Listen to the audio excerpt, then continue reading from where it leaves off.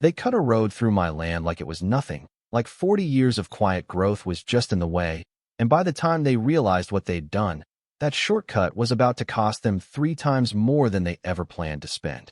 Now I didn't lose my temper right away. That's not really how I'm wired. But I remember standing there that morning thinking, somebody just made a very expensive decision, and they don't even know it yet. My name's Daniel Mercer, and my place sits just outside a small town in western North Carolina. Nothing fancy, just 40 acres of mixed hardwood I've been tending since my late 20s, back when I traded a corporate job for something slower, quieter, something that didn't buzz at you 24 hours a day. Most folks around here either farm or lease their land out, but I always treated mine like a long game, like a retirement account that grows rings instead of interest. I'd walk it every week, knew where the red oaks were strongest, where the maples leaned toward the creek, where the soil stayed damp longer after rain. It wasn't just property, it was time you could touch. I didn't clear cut, never believed in it. I marked trees carefully, worked with a local forester named Hank who'd been doing it longer than I'd been alive. And every couple years we'd take a selective harvest, just enough to keep things healthy, let the rest keep growing. Boundaries mattered to me too, maybe more than most, because land disputes out here, they don't start loud, they simmer, then suddenly you're not talking to your neighbors anymore. So I had a full survey done 2 years before all this happened, paid good money for it, steel pins set at every corner, bright markers along the lines, and signs posted clear as day, private property, no trespassing, nothing ambiguous about it. Behind my land, there was this big parcel that had been sitting untouched for years, old pasture gone wild, until a regional developer out of Charlotte bought it up, Cedar Ridge Development, that was the name. And pretty soon survey flags started popping up like weeds, then came the trucks, the equipment, and word got around they were putting in a housing subdivision, nothing massive, but big enough to change the feel of the area. I didn't mind the idea of new homes, not really, but I did notice something early on. Their access to the main highway wasn't great. The legal frontage they had curved around in this awkward loop, narrow in spots, not ideal for heavy equipment, and I remember thinking, well, that's going to slow them down. I didn't think for a second they'd try to solve that problem by cutting through my land. That morning started like any other, coffee on the porch, air still cool, just a little fog hanging low over the trees, and then I heard it.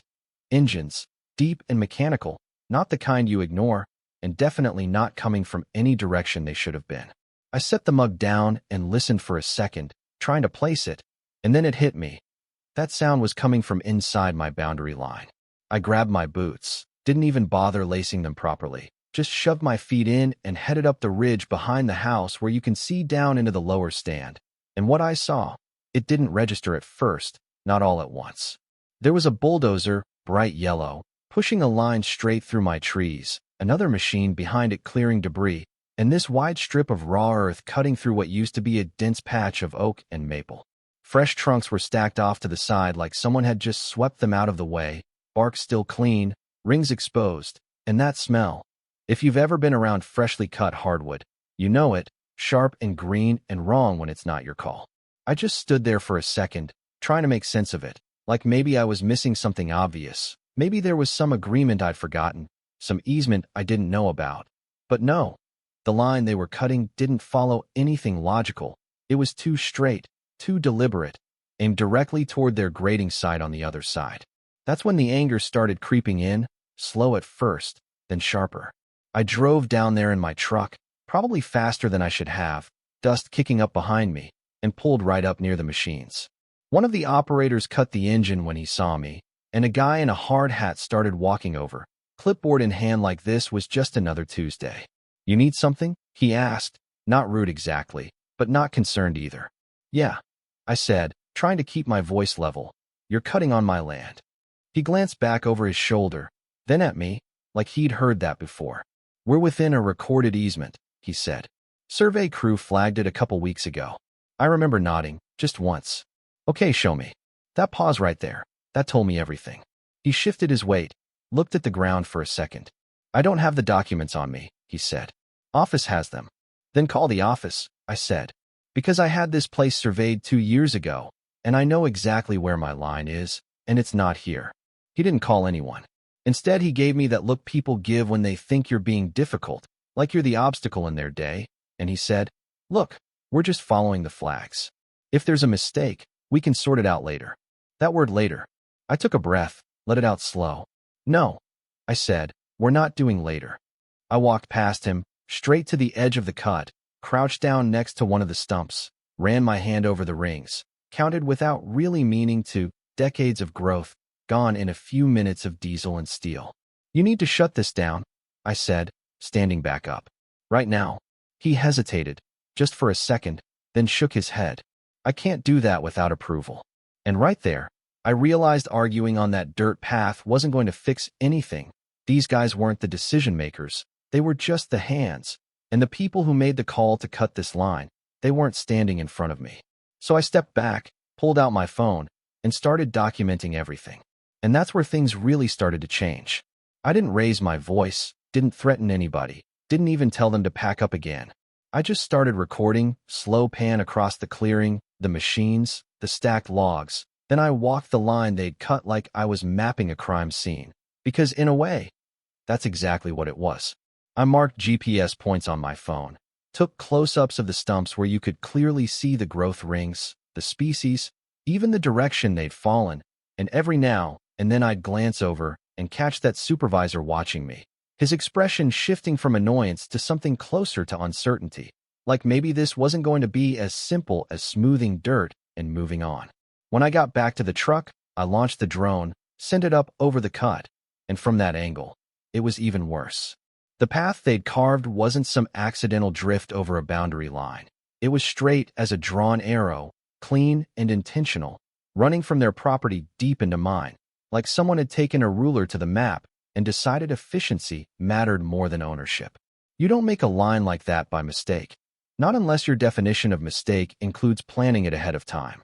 I went home after that, not because I was done, but because I needed to do this right, and right, in situations like this, doesn't start with yelling, it starts with paper. I called Hank first, my forester, told him what happened, and there was a long pause on the line before he said, "Don't touch a thing. I'll be there this afternoon." Hank wasn't a man who wasted words, which is probably why I trusted him so much. When he showed up, he walked the site with me, quiet at first, boots crunching over broken branches, occasionally stopping to examine a stump, scrape at the bark, check the diameter, and I could see his jaw tightening the further we went. "How many you think?" I asked. He didn't answer right away, just kept walking, counting under his breath, then finally said, "More than 24, and not junk trees either." He tapped one of the larger stumps with his boot. "This one here, red oak, probably pushing peak market value. Couple more years, it would have been prime." I nodded, felt that familiar mix of frustration and something heavier, not grief exactly, but close. Hank pulled out his notebook, started jotting things down. "I'll put together a full valuation," he said. "Board footage, species breakdown, current market rates, and replacement costs. You're going to want it detailed." "I do," I said. "And Daniel," he added, looking up at me, "this isn't small." "I know," but hearing it from him made it real in a different way. That evening, I sat at my kitchen table with all the photos, the drone footage, the GPS data, and I started organizing everything into folders like I was building a case. Because at that point, I already knew this wasn't going to be settled with a handshake. There was too much money buried in those stumps, too much intent in that straight line they'd cut. The next morning, I drove into town and met with an attorney named Lisa Carver. She specialized in property disputes, timber trespass cases, the kind of law most people don't think about until they need it. And when you do need it, you really need someone who understands the details. She sat across from me in her office, flipping through the photos, pausing on a few, zooming in on the drone shots, then looking at the survey map I'd brought. "You're sure about your boundaries?" she asked. "Positive," I said. "Full survey 2 years ago. Steel pins, marked lines, everything documented." She nodded slowly. "Good. That matters." Then she leaned back in her chair, hands folded, and said something that changed the tone of the entire situation. "In this state," she said, "unauthorized timber cutting isn't treated like ordinary property damage." I raised an eyebrow. "What does that mean?" "It means," she continued, "there's a statute that allows for treble damages, 3 times the value of what was taken, if the cutting is found to be willful or even negligent." I remember sitting there for a second, letting that sink in. 3 times, I repeated. She gave a small nod. It's designed to discourage exactly this kind of behavior. Companies cutting corners, literally, because they think it's cheaper to ask forgiveness later. I couldn't help it. I let out a short breath, not quite a laugh, but close. Well, they picked the wrong piece of land to do that on. Lisa smiled just a little. It would seem so.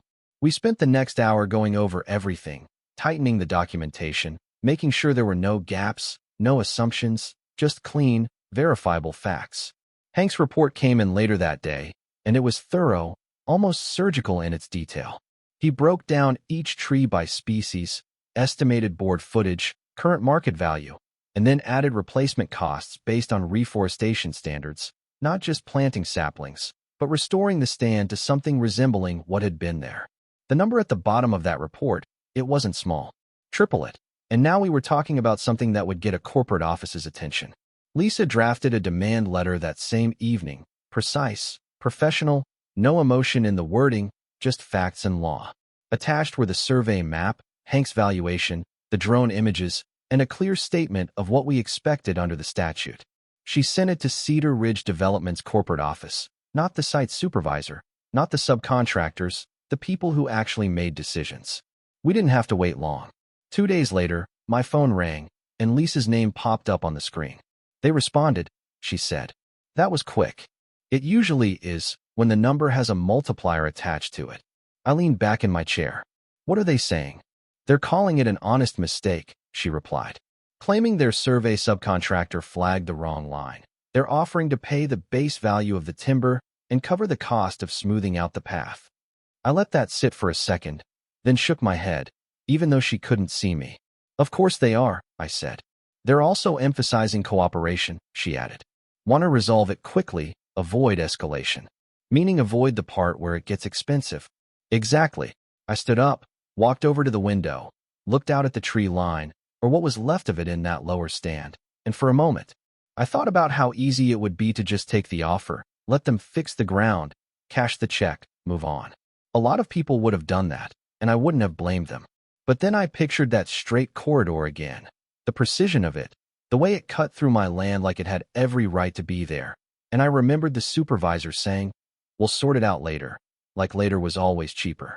No, I said finally. We're not accepting that. Lisa didn't hesitate. I didn't think you would. The statute's clear, I continued. Negligent or willful, either way, it applies. And that line they cut, that wasn't confusion. I agree, she said. We'll respond accordingly. Over the next week, negotiations started to take shape, emails, calls, back and forth language, their tone shifting little by little from confident to cautious. They pushed the subcontractor angle hard, tried to distance themselves from the actual cutting.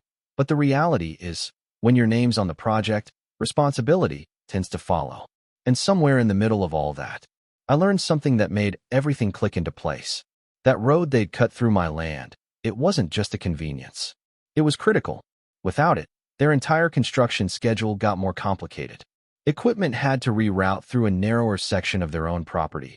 Grading became slower, logistics tighter, costs stacking up in ways that don't show up on a simple map. That straight line through my trees, it saved them time, money, and headaches.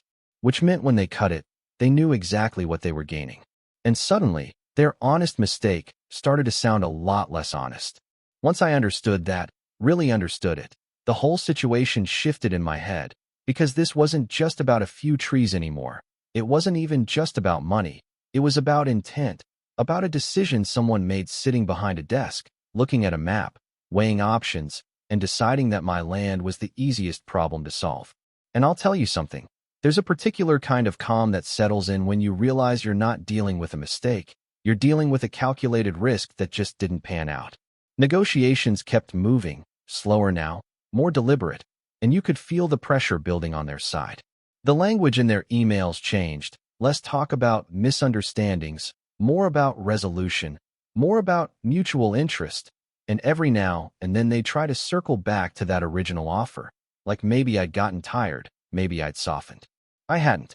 Lisa handled most of the back and forth, but she kept me looped in on everything, and one afternoon she called and said, they want a meeting.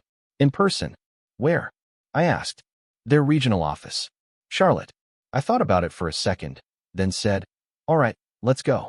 Now I don't usually dress up for anything, but that day I put on a clean button-down, boots without mud on them, not because I wanted to impress anyone, but because I wanted to show up as exactly who I was, a landowner who knew what he had and knew what it was worth. Their office was all glass and clean lines, the kind of place where everything echoes just a little, and we were shown into a conference room with a long table, polished enough you could see your reflection in it. A few minutes later, two men walked in, one older, probably late 50s, the other younger, sharp suit, sharp haircut, the kind of guy who measures his words before he spends them. Mr. Mercer, the older one said, extending his hand. I'm Thomas Caldwell. This is Ryan Pike. We shook hands, sat down, and for a moment, nobody said anything. Then Caldwell leaned forward slightly. We appreciate you coming in, he said. We'd like to resolve this matter in a way that works for everyone involved. There was again that phrase. Lisa spoke first, calm as ever. Our position has been clearly outlined in the demand letter, she said. We're open to resolution, but it needs to reflect the statute. Pike nodded, fingers steepled in front of him. We understand your position, he said, but we still believe this stems from a surveying error, not intentional trespass. I leaned back in my chair, let that hang for a second, then said, Can I ask you something? Pike glanced at Caldwell, then back at me. Of course. That line you cut through my property, I said slowly. That straight shot to your grading site. Was that part of your original plan? Silence. Not long, just long enough. Caldwell cleared his throat. Access routes evolved during development, he said carefully. I gave a small nod. That's what I figured. Then I leaned forward, rested my arms on the table. Because from where I'm standing, that wasn't a line you stumbled into. That was a line you needed. Pike's expression tightened just a fraction. We're not here to debate intent, he said. We're here to find a solution. And the solution, I replied, isn't me pretending those trees didn't have value just because it's inconvenient for you. Another pause. Lisa slid a copy of Hank's valuation across the table, along with the statute highlighted in yellow. The law is very clear, she said. Negligent cutting is sufficient for treble damages. Intent only strengthens the case. Caldwell looked down at the papers, then back up at me, and for the first time, I saw it. Not frustration, not arrogance, calculation. He was doing the math in his head, weighing the cost of fighting this versus the cost of settling it. You have to understand, he said finally, litigation benefits no one. It drags on, it adds expense, it creates uncertainty. I shrugged slightly. Seems like uncertainty started the day your guys fired up those bulldozers. Pike exhaled slowly, then said, What exactly are you asking for? And that was the moment everything narrowed down to a single point. Lisa answered, precise as ever. Full valuation as assessed, multiplied per statute, plus reforestation costs, site restoration, and installation of permanent boundary markers at your client's expense. Caldwell leaned back, eyes narrowing just a touch. That's a significant figure. It is, Lisa said. He looked at me again. And if we don't agree? I met his gaze, held it. Then we let a judge decide, I said. And from what I understand, judges don't like shortcuts like this.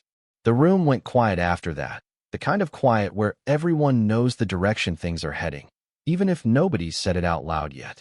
We didn't sign anything that day, but a week later, they came back with a revised offer. And this time it matched. Not exactly the number from the demand, but close enough that Lisa looked at me and gave a small nod, the kind that says, this is where you win without dragging it through a courtroom for the next year of your life. So we accepted. The agreement was thorough, payment reflecting the multiplied valuation, funds allocated for reforestation, not just planting random saplings but restoring the stand properly, and a requirement that they install clear, visible boundary markers along the entire shared line, at their expense, no ambiguity left for anyone to hide behind. A few days after everything was finalized, I stood out there again, on that same ridge where I'd first seen the machines, and watched as the last of their equipment pulled back from my line. The cleared path was still there, raw and open, but quieter now, like something that had been forced into existence and didn't quite belong. Hank came by later that afternoon, hands in his pockets, looking out over the cut. They'll grow back, he said. Yeah, I replied. Just not in my lifetime. He nodded, like he understood that part without needing it explained. And that's the thing about land. It teaches you patience whether you want it or not. Teaches you that value isn't always immediate, that sometimes it's measured in decades, in slow, steady growth you don't even notice day to day, until someone takes it all at once. They thought those trees were just in the way, just obstacles between them and a paved road. They forgot something simple. Those trees already had value, standing right where they were. And shortcuts, especially the kind that run through someone else's property, they have a way of getting expensive when you're forced to pay for every inch you took, and then some. Now here's the part one still go back and forth on. Because even after everything's settled, even after the check cleared and the replanting started, I kept wondering, was it really a mistake, or was it a gamble? Did someone think the numbers would work out in their favor, that maybe I wouldn't notice right away, or wouldn't push back hard enough to make it matter? I don't know. And maybe that's the question. Because if it was a mistake, then it cost them a lot to learn where my boundary line was. But if it wasn't, then it cost them even more to find out I wasn't the kind of neighbor you take shortcuts through. So I'm curious what you think. If you were in my position, would you have taken that first offer and moved on, or pushed it all the way like I did? And on the other side, if you were running that development, would you call it an honest mistake, or something else? Let me know in the comments, because I've heard both sides of it, and I'm not sure this one's as simple as people want it to be.